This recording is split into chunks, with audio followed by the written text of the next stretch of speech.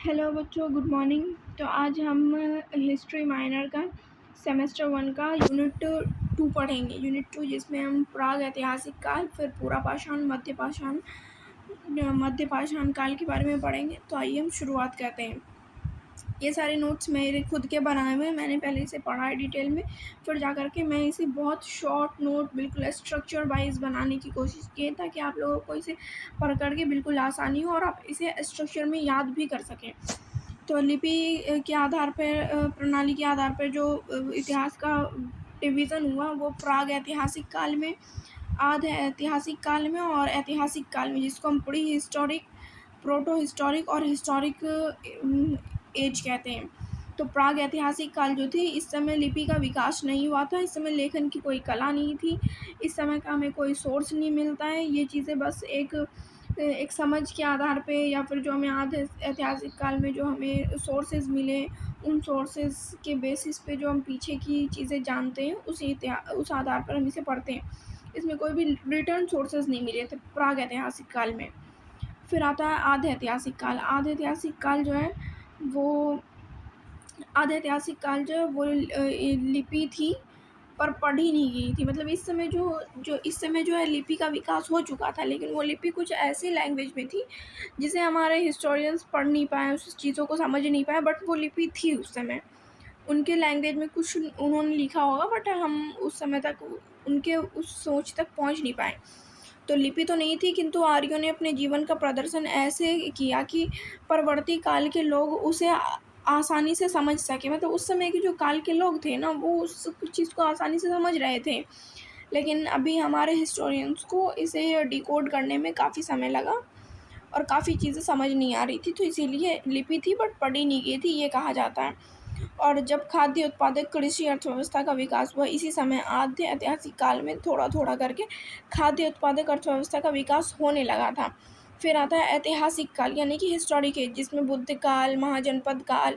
बुद्ध काल के बारे में मैंने इससे पहले वाले यूनिट में बताया है कि जो बौद्धिक थी, फिर जो विदेशी यात्री आए, बौद्ध धर्म से रिलेटेड आए, उन्होंने अपनी यात्रा वृत्तांतों में लिखा। बुद्ध काल के बारे में बताया, उनकी लिपियों के बारे में बताया। फिर जो महाजनपद है, 16 महाजनपद अशोक के समय के, उन महाजनपदों की जानकारी लिखी गई। फिर लिपि लेखन प्रणाली या का पूर्ण, मतलब इस समय तक लिपि लेखन प्रणाली पूर्ण आ गई थी और इस समय तक चीज़ें डिकोड भी हो गई थी। तो हम प्राग ऐतिहासिक काल, आधे ऐतिहासिक काल और ऐतिहासिक काल में मेन डिफरेंस ये है कि प्राग ऐतिहासिक काल में लिपि का विकास नहीं हुआ था। आधे ऐतिहासिक काल में लिपि तो थी, लेकिन वो पढ़ी नहीं गई थी, डिकोड नहीं हुई थी।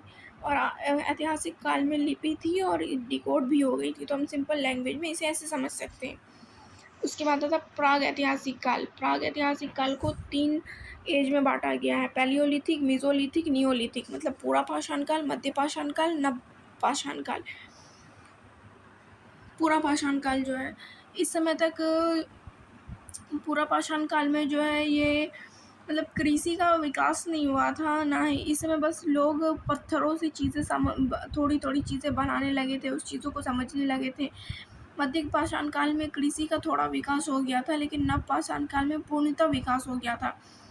तो इस चीज़ के बारे में हम नीचे डिटेल से पढ़ेंगे। अभी पूरा पाषाण काल को हम, पूरा पाषाण काल को आरंभ से 10,000 BC तक समझा जाता है।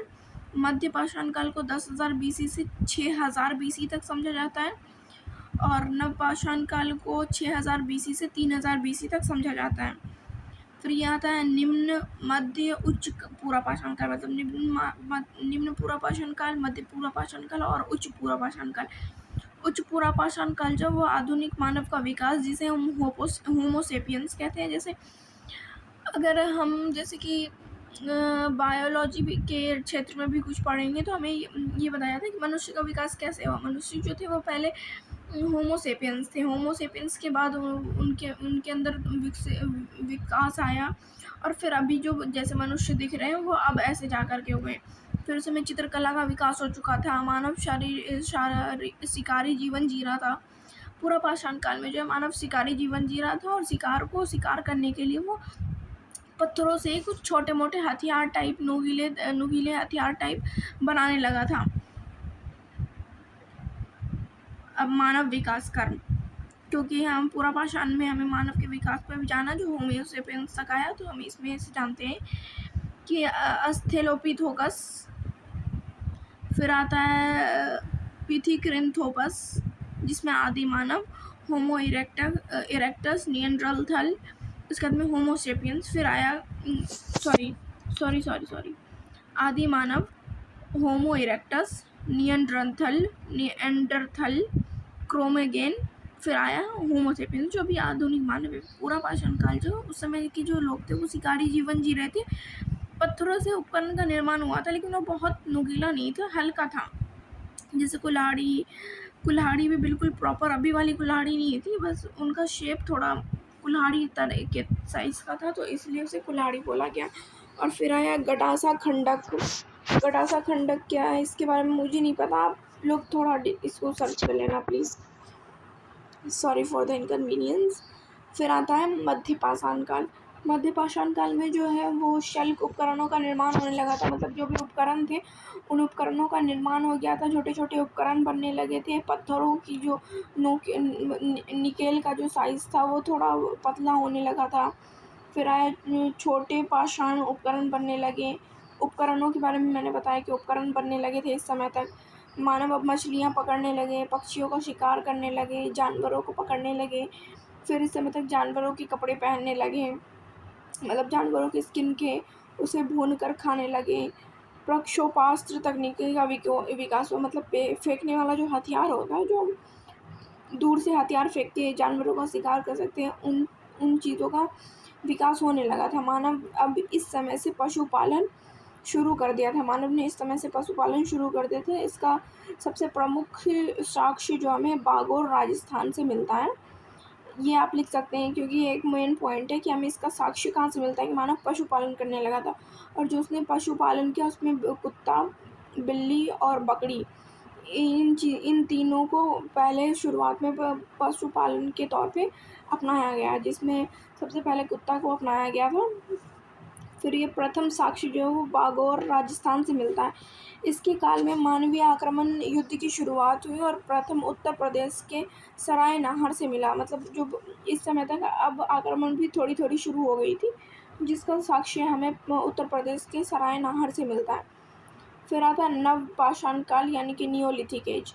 नियोलिथिक एज को मतलब नियोलिथिक रेवोल्यूशन भी कहते हैं, क्योंकि इस समय तक मध्य पाषाण काल जो है इस समय कृषि की शुरुआत हुई थी, बट बहुत बड़े लेवल पे नहीं थी। नव पाषाण में लोग कृषि की शुरुआत कर लिए थे और अब लोग घुमंतु जीवन छोड़ कर के एक अस्थायी जगह पर रहने की शुरुआत करने लगे थे, तो इसलिए हम इसे नियोलिथिक रेवोल्यूशन के नाम से भी जानते हैं। मानव कृषि करने लगा। कृषि का प्रथम साक्ष्य हमें कहाँ मिलता है? मेहरगढ़ बलूचिस्तान से मिलता है। तो जो इन चीज़ों का जो साक्ष्य मिला है ना, वो बहुत महत्वपूर्ण और इम्पॉर्टेंट पॉइंट है, आप इस चीज़ को बिल्कुल अच्छे से याद कर लीजिएगा। उसके बाद में अस्थायी ग्राम बस्तियाँ मिलने लगी, मृत भांड मिल का निर्माण होने लगा, क्योंकि जब लोग कृषि कर रहे हैं तो अब उन चीज़ों को रखने के लिए हमें बर्तन जैसे शेप की कुछ ज़रूरत होगी, तो इसलिए मृत भांड का निर्माण इस समय तक होने लगा। फिर धातु का खोज किया गया, उसमें भी सबसे पहला था तांबा। तांबा का प्रयोग सबसे पहले हुआ और ताम्र पाषाण काल की शुरुआत हुई। ताम्र पाषाण काल जिसे हम कॉपर एज भी कहते हैं। ताम्र पाषाण काल में तांबे और पत्थर के उपकरण मिलते थे। सभी ताम्र पाषाण संस्कृतियाँ कृषक ग्रामीण संस्कृतियाँ थी जहाँ मातृ देवी की उपासना प्रचलित थी। मतलब इस समय तक इस एज में ना फिर लोगों का विश्वास भगवान में बनने लगा और फिर वहाँ मतलब गॉडेस जो थी, जो लेडी गॉड थी, उनको बहुत ज़्यादा मान्यता मिलने लगी यहाँ और महिलाओं को बिल्कुल भगवान के रूप में देखा जाने लगा। फिर टाइम टू टाइम ये चीज़ें डिक्रीज़ होती गई, लेकिन अभी इस समय में लेडी गॉडेस मिली थी, मातृ देवी। इसमें आहार संस्कृति जो प्रमुख स्थल आहार था वो बनास, गिलुंद, बलाथल, ये तीनों जगह का नाम है, तो आप इन तीनों जगहों के नाम याद रख सकते हैं। फिर आहार को ताम्रवती कहा गया क्योंकि यहाँ बड़ी मात्रा में तांबा मिलता था। आहार एक स्थल का नाम है, वहाँ ताम्र वती उसको इसलिए कहा गया क्योंकि वहाँ तांबा भी बहुत मात्रा में पाई गई। फिर गिलुंद एक पके हुए ईंट का साक्ष्य मिलता है गिलुंद में। गिलुंद भी एक जगह का नाम है, आहर भी एक जगह का नाम है। फिर ये आता है मालवा। मालवा भी एक जगह का नाम है जो प्रमुख स्थान है। कटाथा, एरन, नवादा टोली, ये सब उस मालवा क्षेत्र की, मालवा संस्कृति का प्रमुख स्थान है। नवादा टोली अनाजों के लिए प्रसिद्ध है। मालवा मृत भांड के लिए प्रसिद्ध है। फिर जोवरे संस्कृति, ये भी एक संस्कृति है। इसमें प्रमुख स्थल जो जोवरे, नेवासा, इनाम गाँव, दैमाबाद, ये सब है। दैमाबाद से गेंडे, हाथी, भैंस एवं रथ चलाते हुए मनुष्य की मूर्तियाँ मिली है जो एक प्रमुख साक्ष्य है।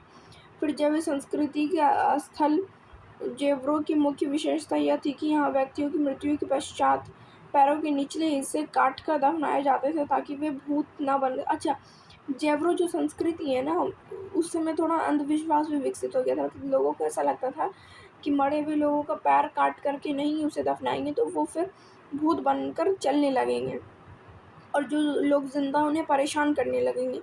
तो एक ये भी जो अंधविश्वास हम कह सकते हैं, जो भावना बनी, इन चीज़ों को उस समय तक अंधविश्वास भी बढ़ गया था।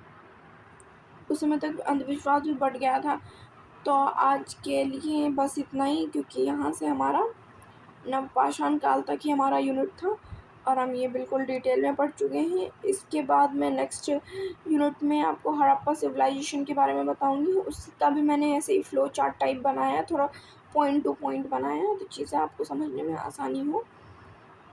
Thank you. आज का यूनिट यहीं समाप्त करते हैं। ये वीडियो के लिए बस इतना ही।